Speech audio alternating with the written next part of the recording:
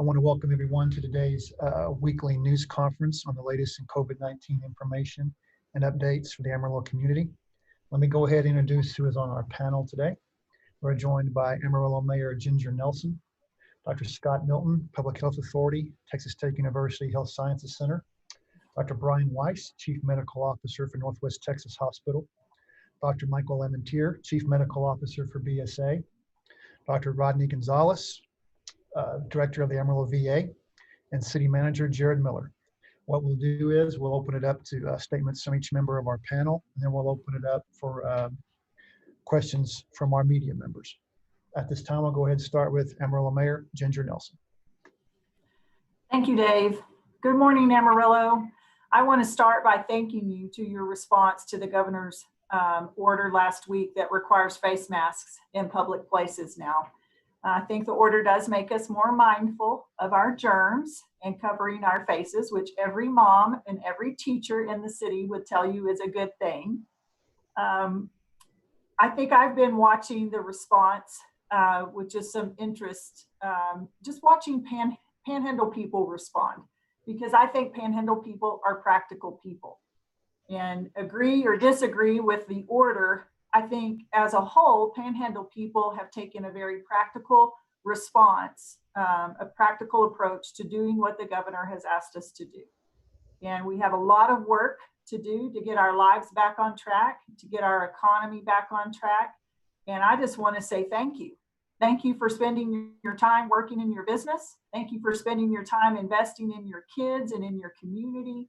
I'm glad we're not wasting time and energy on conversations about things that right now we can't change. And I think that reflects that character trait that we as Panhandle people really value, and that is just being practical. So thank you for that approach. I've reflected that there have been times in our history, both as a state and as a nation, where people have made great sacrifices in order to move through difficult times. And right now, face coverings are a sacrifice that we're being asked to make in order to move through a difficult time. And I think the practicality, as well as the community mindset of people who live in Amarillo and the Texas Panhandle, will equip us to do what it takes to move through this difficult time, including abiding by the governor's request that we cover our faces when we're out in public. I think we can do it, and I appreciate your support in getting that done. On moving forward, though, COVID is here, it's still present, and we're still addressing all of the needs that our community has with COVID, but we must keep moving forward on other city work. There are other city projects that are important and relevant to the future of Amarillo, and our city is determined to continue doing that work, even in the midst of the challenges that COVID brings us. The Civic Center project is something that still needs our work. November is going to be here before we know it, and we'll be having an election on whether or not to move forward in investing on our Civic Center. I think that election is going to be very important to the future of our city, both our short-term future of making an economic recovery after COVID and our long-term future of offering the quality of life that we know we in Amarillo want to have, not just for ourselves, but for our children and our grandchildren, and for our local businesses to be able to recruit young executives and people in our workforce to stay and do the jobs we need them to do here in Amarillo. So that's something that we're continuing to work on. We're also working on a project for new water meters, and that's something that we'll have more information in the coming weeks. But as a citizen, I want you to know that's an important project to be getting citywide new water meters in the years 21, 22. And those water meters will help us conserve water, and they will give you as consumers a lot more control and information about what's happening with the water going in and out of your house. And then the last thing that I just want to mention this morning about work that the city is doing from the city council level is considering some changes to our city charter. It's possible that we might have some amendments on our November ballot that would touch our city charter. And so stay tuned for more information on that as the council receives a report from a citizens committee working on this issue and begins to craft whether or not to include that as part of our November election. So yes, we have COVID, and yes, we're going to get good information from these city leaders here today on the press conference about COVID, but it's not all that we're doing. And I know that you as a business owner, you as a citizen are also, you're managing COVID, but you're turning your attention and your direction back toward managing the things that are important to you in life. And the city's doing that too. So let's keep doing that together. I appreciate everything you're doing in our city to get us back on track. And that's all I have this morning, Dave. Thank you, Mayor. At this time, let's now go to Dr. Scott Milton, Texas Tech University Health Sciences Center. Dr. Milton, how are you? I'm fine, Dave. Good morning. I'm pinch hitting for Casey this morning, and I know I won't do as good a job as her, but let me just kind of summarize the numbers as of yesterday. Through 7/7, through the 7th of July, there were a total of 3,979 total cases and 3,535 recovered cases with 46 deaths. This leaves 398 active cases. And although this number has decreased, we continue to see new cases in both counties with a slight increase in positive cases more recently. And these are trending more towards Randall County than Potter County, it seems. So in summary, there's two important numbers that I'd just like to point out. The active cases have dropped significantly, and I think that that's more of a reflection of our hotspots and individuals that are finally recovered from that, which is essentially at least 10 days symptom-free, have finally reached that threshold and they've recovered. The other important number I think that we should realize is 46 deaths. Those are all tragic, but those have just barely crept up, and which I'm very thankful for. Now, that being said, we continue to see patients that are hospitalized with COVID, and these numbers seem to be increasing. And I think Brian and Mike will probably discuss this a little bit more, I'm sure. As stated previously, social distancing is the most important measure that we can do in terms of reducing the transmission of COVID. So please practice this, and please wear a mask as outlined by the governor's orders. Thank you, Dave. Thank you, Dr. Milton. At this time, let's now go to Dr. Brian Weiss, Chief Medical Officer for Northwest Texas. Brian, how are you? Good morning, Dave. Thank you. Good morning from Northwest Texas. It is my sincere hope that this virus does not like triple-digit temperatures, because if that's the case, then by the end of the weekend, we're going to be in great shape. What I do know is humans don't like triple-digit temperatures. So I think myself and many of us will be moving indoors for the next week. And there's some good studies that have shown that you have a multifold reduction in the chance of catching this virus outside versus inside. However, standing out in 104-degree temperatures is not a practical strategy for avoiding this virus. So as we move indoors, we got to do the same things that the mayor and Dr. Milton have been saying for months now, which is wear masks, keep distance, good hand hygiene, wipe down, frequently touch surfaces with disinfectant, all those things that we know protect us inside if we can't be outside in the kind of temperatures we're looking at. As Dr. Milton said, we're looking around the state. There are clearly areas that are struggling with this virus right now. And I think it is encroaching upon Amarillo. So to give you an example, in terms of our numbers, a week ago this time, we were at 7 patients with COVID-19 in the hospital. By the 4th of July weekend, we were at 15. Today, we're at 18. Okay, so we are seeing an increase in the number of inpatients. Our ICU a week ago had 2 patients with COVID. Today, we have 8 patients with COVID-19 in ICU. 2 of them are on ventilators. So it is very clear to me that we are seeing an increase in our numbers in the hospital. On the outpatient basis, we're typically seeing 1 to 2 positives. With our testing in Northwest today, we're now at greater than 5 every day in terms of those tests. And then lastly, one thing we're seeing is we've had a number of our staff call in knowing that they've been exposed in the community to this virus. That means we have to quarantine them.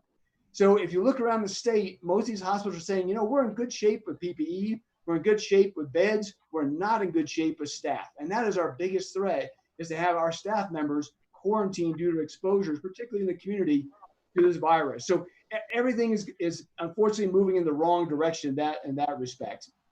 Now, one thing is we talk about remdesivir. That's the drug we've been using. So we've been informed that we've received the last of the government issued allocations for remdesivir. we have enough to treat about 19 to 36 patients, depending on whether or not we do a 10 or a 5-day treatment. After that, we will be purchasing the remdesivir. Now, the cost of this drug is going to be somewhere between about $3,000 and $5,600 per person for treatment. So that's an expensive drug, let alone the hospitalization. So we'll be very diligent about what we're using right now, but we do see that cost coming in the future. With regard to PPE, we're in good standing right now. We are receiving requests from some of our sister hospitals in South Texas to send them PPE. So we know that they're starting to get in trouble, and we will be offering support for them. Right now, we're not going to change any of our visitation restrictions. We still have two visitors per room right now. We're not going to change any of our elective procedures right now. So we're in full steam ahead on elective procedures at this time. And lastly, I just want to say my thanks to our staff. They're starting to see these increased numbers. We're gearing up, going, here it comes again, possibly.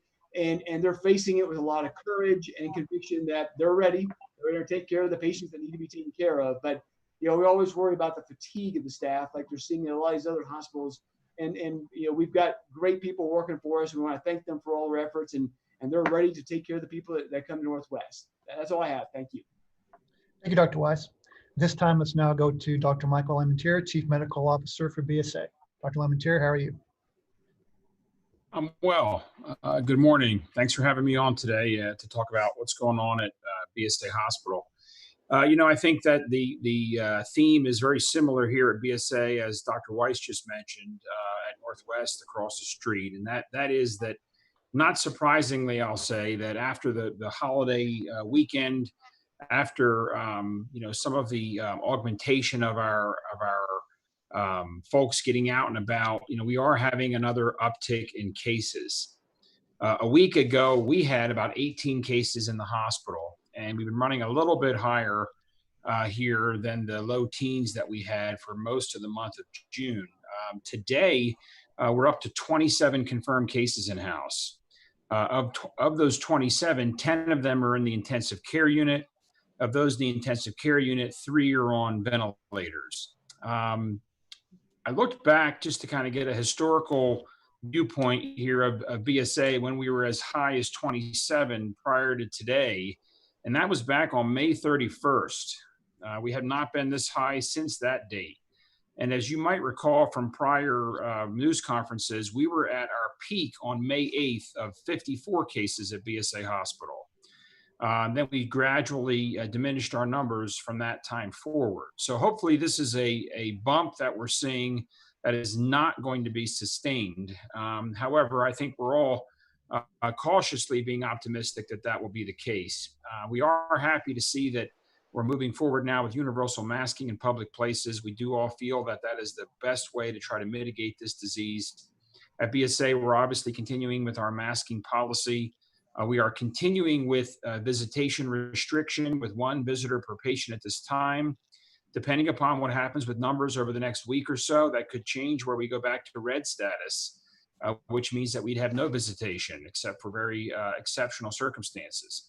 We're not there at this time. We're trying to allow visitation in a limited capacity now still, so that folks can be with their loved ones when necessary. Remdesivir was mentioned by Dr. Weiss and also I think Dr. Milton. We so far have treated 22 patients at BSA with remdesivir, which is that antiviral drug that we know has been shown to shorten the course of COVID in patients with more significant disease. We also got our final allocation from the state of that medication, but we do have a fair amount left to treat, probably about anywhere from 30 to 40 more patients, depending upon the course of duration. We will be having to purchase that drug, as Dr. Weiss mentioned as well, and it is costly.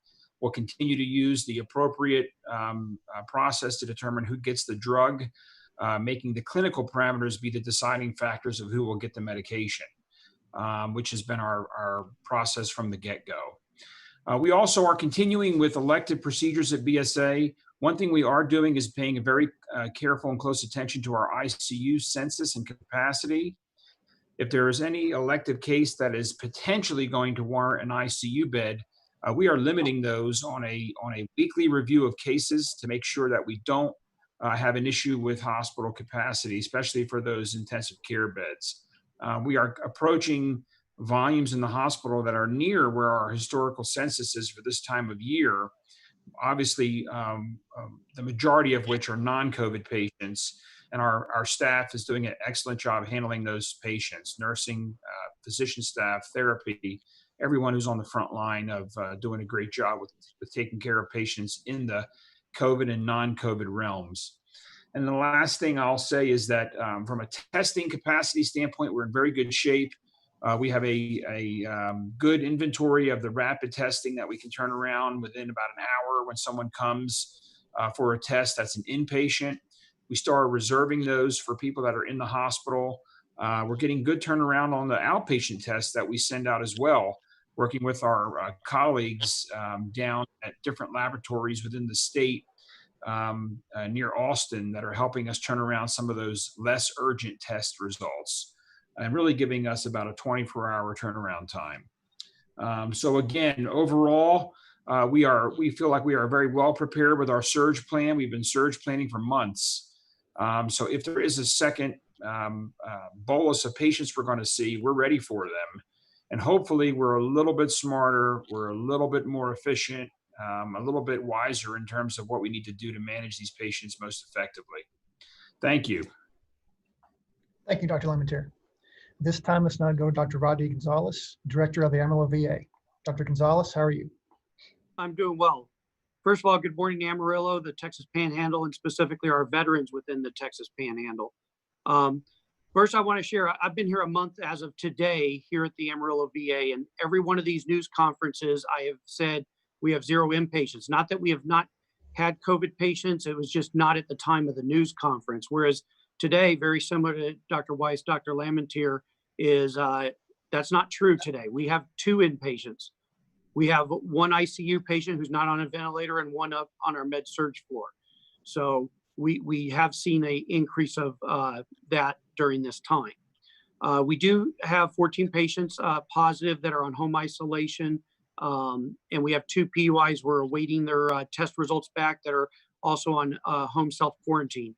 And I do want to report we've had 14 recoveries of our veterans who have tested positive for COVID-19 in the past. Now, last week I had mentioned how I had made the decision to push to the right our reinstating of the non-urgent, non-emergent appointments to 20 July. We are continuing with that date.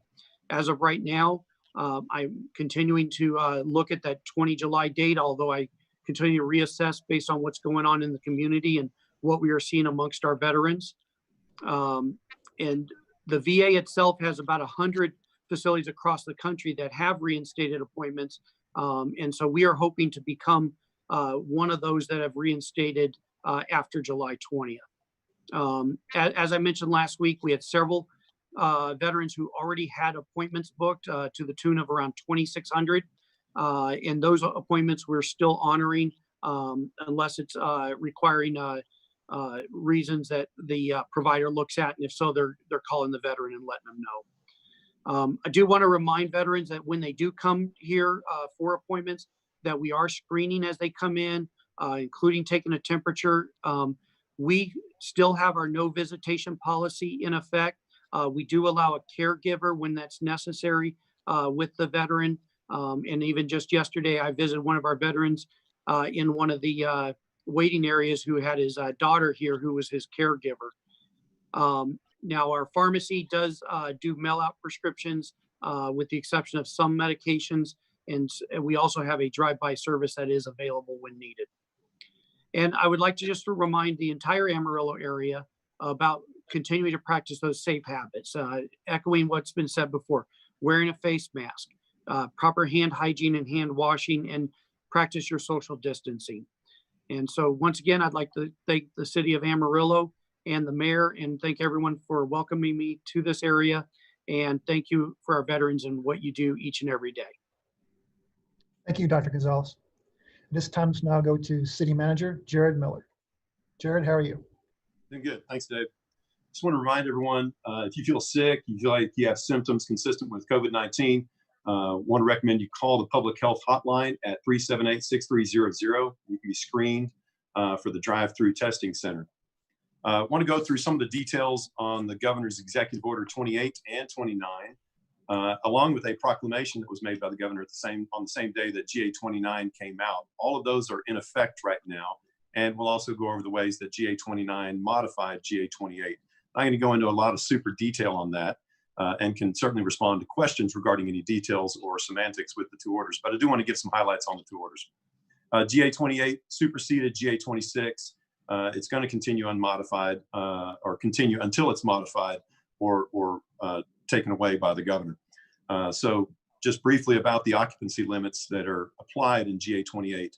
No occupancy limits on essential critical infrastructure, religious services, local government operations, child care services, youth camps, and then recreational sports programs for youth and adults. 50% occupancy limits on outdoor areas, events, or establishments for professional, collegiate, or similar sporting events, amusement parks, swimming pools, water parks, museums and libraries, zoos, rodeos, and equestrian events. Every business establishment shall operate at no more than 50% capacity. In addition to that, there was a number of businesses that were specifically highlighted.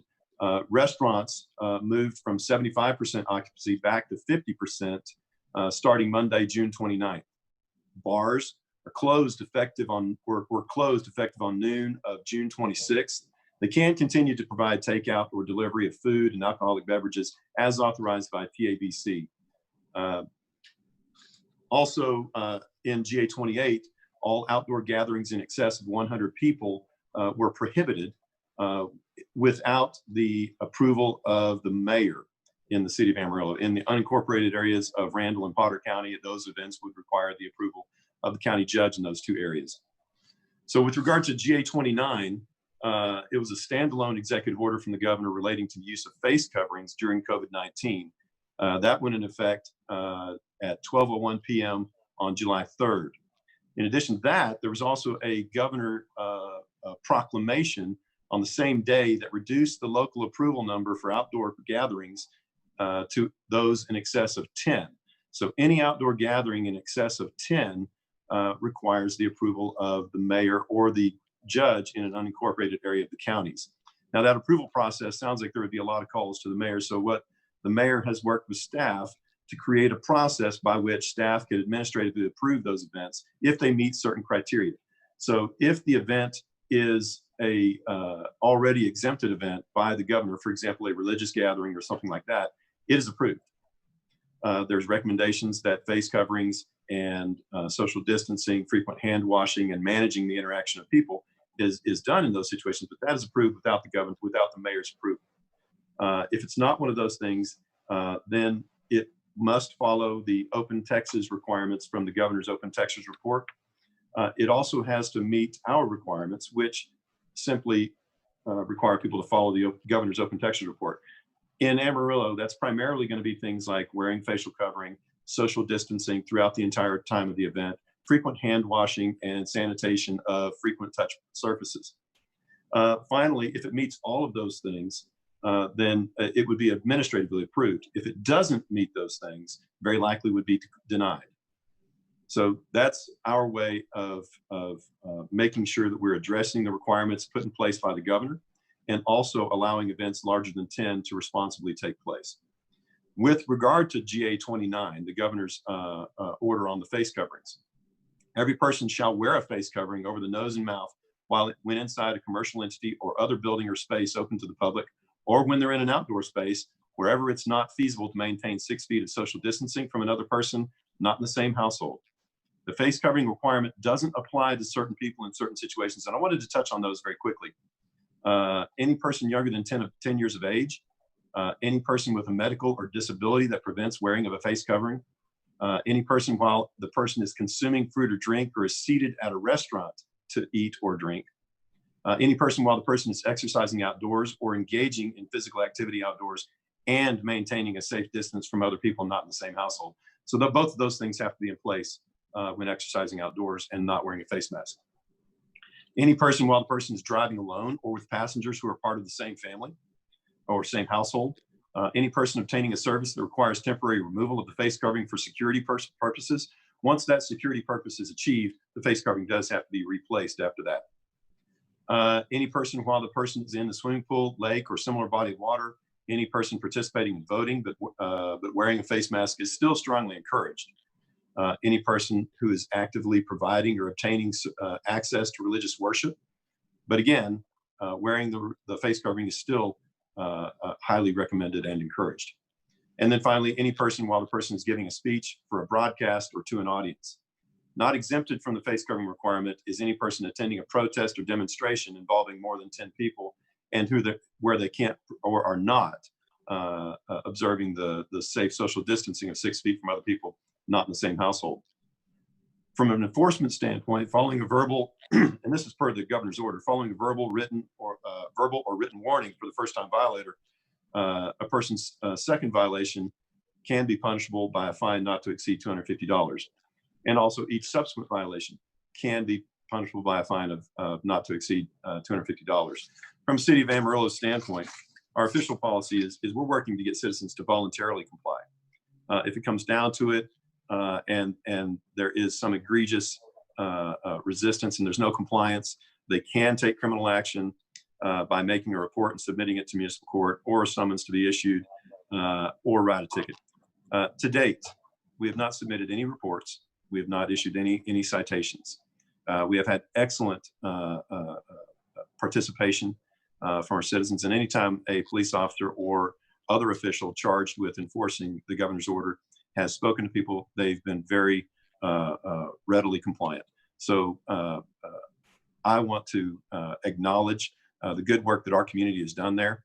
Also want to acknowledge and request that if you're approached by any official requesting you to do that, please know that they're working to protect our community and also to be responsive to the orders of our governor.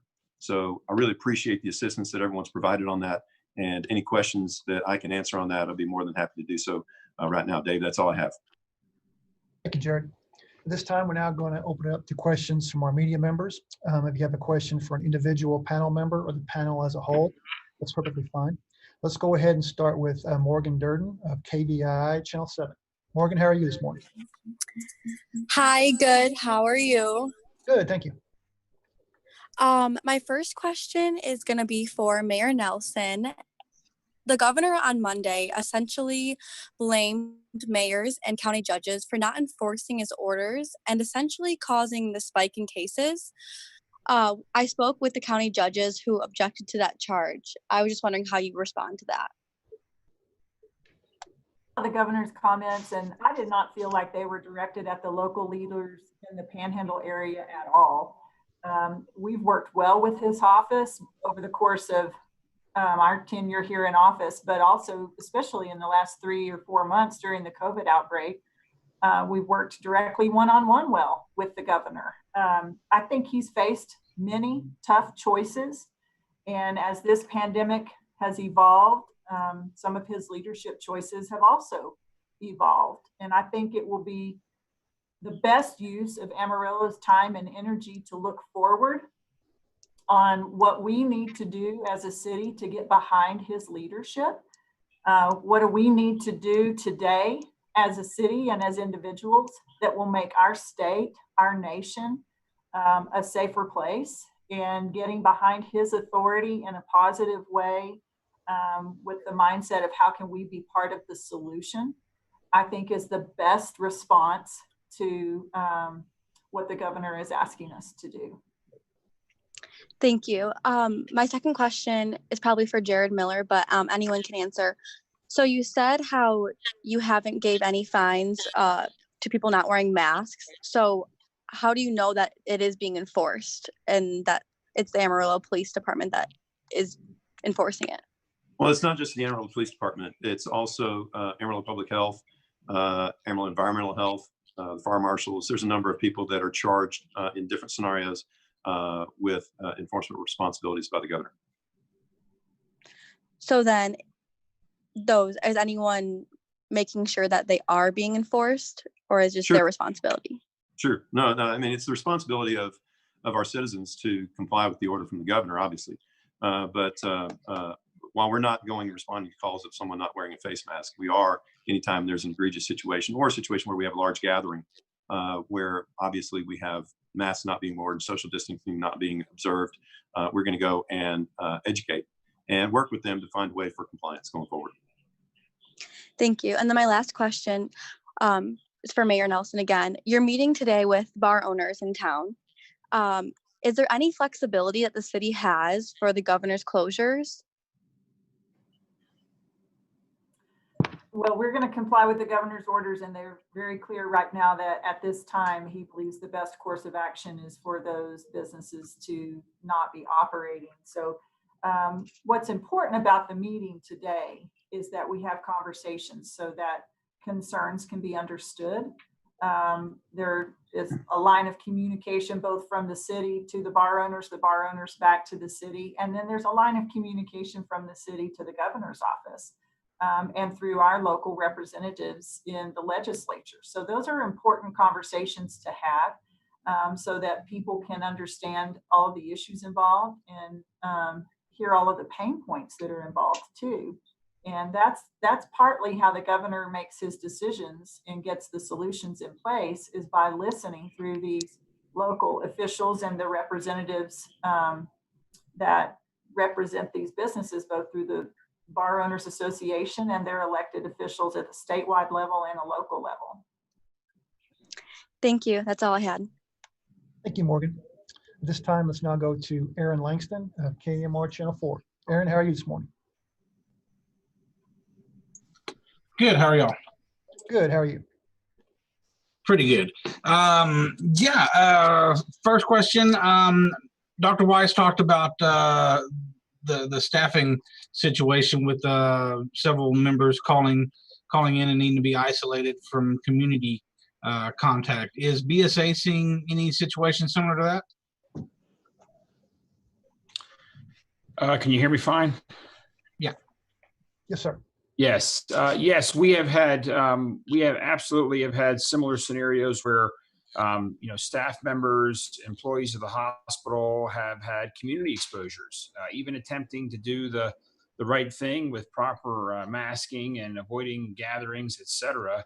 The nature of this virus is that it's insidious, and that is that the potential to acquire it is not going to be difficult. So yes, we've had individuals that have had community exposures. We've had to quarantine them.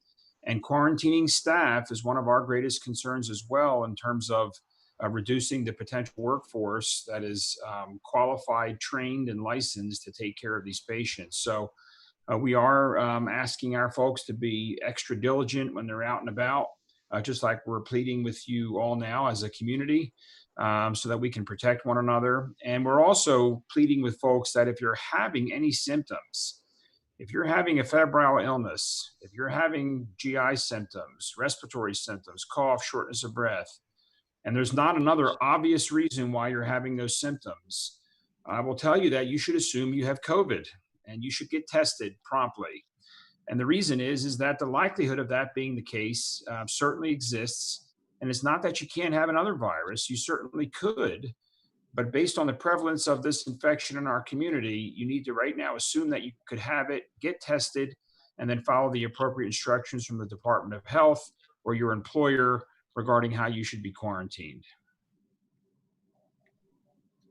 And with these situations, how concerned are the hospitals with getting to a point where they don't have enough staffing to handle the influx of patients that we're seeing versus the past couple of weeks? Well, that's not an issue. That's not an issue now. I mentioned earlier during my update that we're at about 50% of the max COVID volume we had in the beginning of May, and at that time we felt like we could have handled a bigger surge as well. I think both hospitals are collaborating well in terms of how we're handling these patients. I think our city is prepared to handle a larger bolus if it happened. And again, there have been discussions with the state regarding what we would receive in terms of additional help if it got to that point. So I think we've had these discussions with our state leaders. representatives, our city leaders, Mayor Nelson and Dr. Milton have both been on these discussions I just with got a us at promotion, length. I think. And we feel like we're ready to handle a bolus if it comes. So again, hopefully it doesn't, but we feel like we're ready if it does. Yeah, I would say the same thing. I think when we talk to some of our hospitals down in South Texas right now, most of them have had the time to somewhat hoard PPE, so that's not become a limiting factor. It is the staffing, and unfortunately, that is where Dr. Lamentier said all it takes is an exposure, a moderate high risk exposure, and someone's got to bow out for 14 days. And so, that is still our biggest fear is in a situation where we've got beds, we've got PPE, we've got all the supplies we need. We just do not have the humans to help take care of their fellow kind that are licensed. Because as Dr. Lamentier said, you cannot rapidly replete nursing staff. These are people who have spent years of training, are licensed, and so that's the limitation is we deal with who we have right now. All righty, thank you. And yesterday in their city council meeting, it was talked about the age ranges that we're seeing the highest number of cases in, and we've noticed that on the report card each day also. It appears that the 20 to 29 range is the most impacted right now. Is there any indication as to why that might be the case? I don't think there's any specific information as to why that would be the case, other than the fact that these people are the healthiest and out in the community the most. And I would think that would imply that they tend to have activities that would increase their risk of exposure. Okay, and if you could, is there anything you would say to people in that age range that could be exposing it and carrying it and not even knowing it? Yes, and that we repeat that all the time. Please wear a mask. Please wear a mask, and please practice social distancing. All right. If I just say, there's Dr. Burke, who's the dean of the Texas Tech School of Medicine, wrote, to me, it was a very thoughtful article for the paper the other day, talked about that even though younger people tend to be able to shake this off pretty easily, is if you knew that you put your grandparents at risk or your parents at risk or people who are at higher risk, and you knew that you had exposed them, just how difficult that would be to know that you harm somebody. And I think that's the biggest thing is it may not be for yourself, but be for the people around you, those that maybe are more vulnerable than you, to do those things that we know prevent you from contracting this virus and then spreading it subsequently. All right, I think that has to be covered. Thank you very much. Thank you, Aaron. This time, let's now go to David Gay of the Amarillo Globe News. David, how are you? I'm good. Good morning, everybody. My question, I know that Dr. Lamentier spoke about this in his statement, but with the cost of remdesivir, will the process of determining which patients who will receive the treatment change whenever hospitals have to purchase the treatment rather it being distributed by the state? I would say that no, that process would not change. I think that we've always made those decisions based on who we think was actually going to benefit from the patient the most, from the drug the most. Absolutely. And is there a timeline of when, I guess, each of the hospitals believe that they might have to start purchasing the treatment rather than, or the state allocated remdesivir running out? David, I would say we don't have a timeline. And I think both hospitals are very similar in that we probably have enough to treat upwards of 30 to 40 patients at each facility. But certainly, as we start to chew through that, we're going to, because there's always that question: will it be available for purchase? And just what is the supply? So sometimes you've got to plan for weeks ahead to try to get this in. So talking to our pharmacists, we're still kind of in a holding pattern. But I think if we start to see our stocks decrease, absolutely, we're looking to purchase it. Absolutely, that's all the questions I have. Thank you, guys. Have a good rest of y'all's week. Thank you, David. This time, let's now go to Paula Albaran of Amarillo, Telemundo. Paula, how are you? Good, thank you. And you? Very good, thank you. Good. Okay, so my first question, it will be for Dr. Brian or Dr. Michael, and it will be, have you seen an increase of healthcare workers infected with COVID-19, or it has been stable? I would say we've seen an increase, and it's all been community contacts. It has not been hospital acquired. So yeah, so we have seen that over the last 1 to 2 weeks. We've had more nurses report symptoms or significant exposures in the community. Yeah, and I would share that. Analysis, and that is that yes, although the composite of where staff are getting infected certainly could be a patient exposure or community exposure, the community exposures are on the rise. And it's obviously because the prevalence of disease in our community is on the rise, it appears, and across the state, if you will, across many of the southern states in our country. So yes, we've seen more community exposures. We've had to quarantine folks as a result of that. We have done some pretty aggressive testing of our staff whenever there's a potential exposure to other workers, and fortunately, the overwhelming majority of those tests are coming back negative. And then we proceed with our quarantine process based upon the timing of their exposure and when their test was negative. So it doesn't totally get you out of the woods if your test was negative. If you were tested early, but it certainly lets us set up the framework for when we can get you back. Okay, thank you. I'd just like to add to that.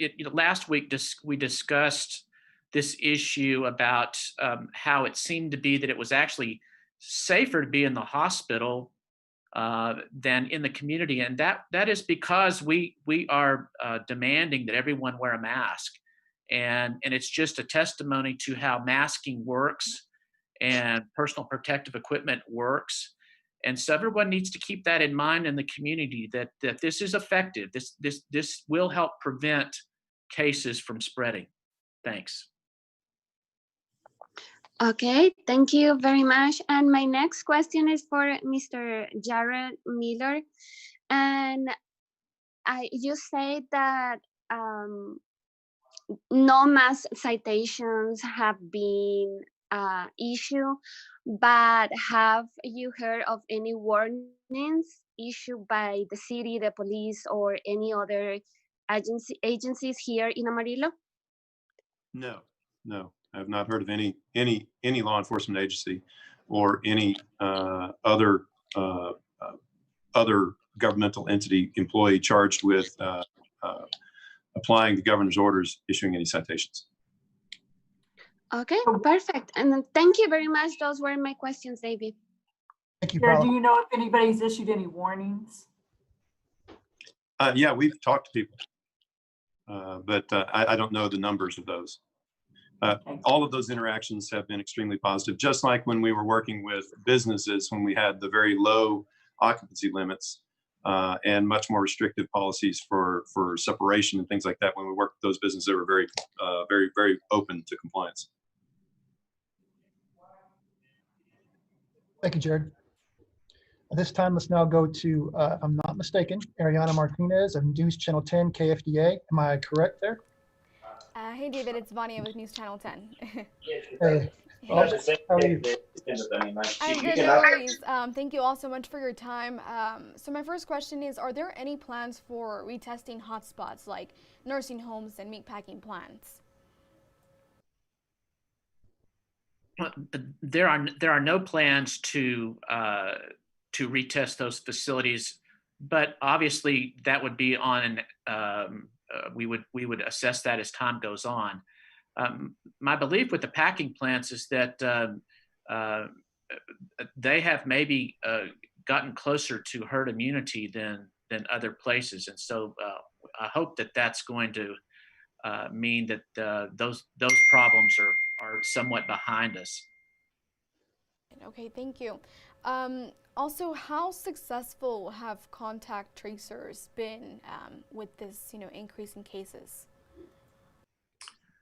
Well, I think the health department's done a really good job of scaling up or scaling down in terms of having the personnel available to do active contact tracing. And as of the numbers today, we have fewer active cases as of right now. And so that's going to be helpful to the health department. So I think overall, we've done a fairly good job of staying up with that. Right.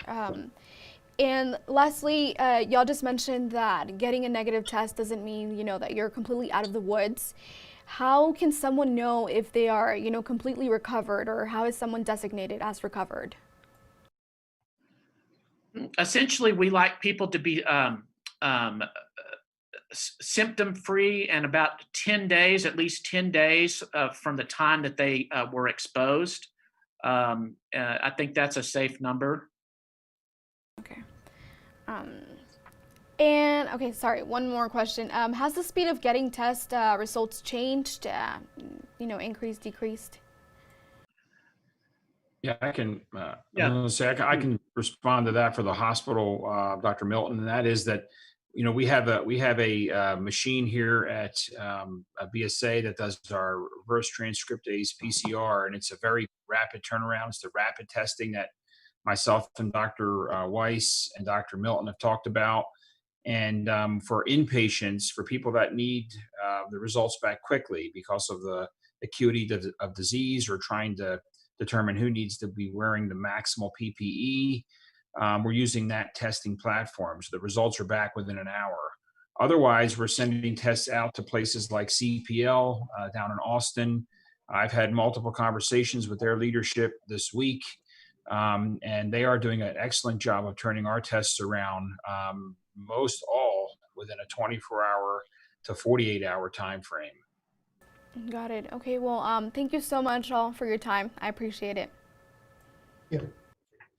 At this time, those are all our questions from the media. This concludes our weekly news conference. And once again, we do these every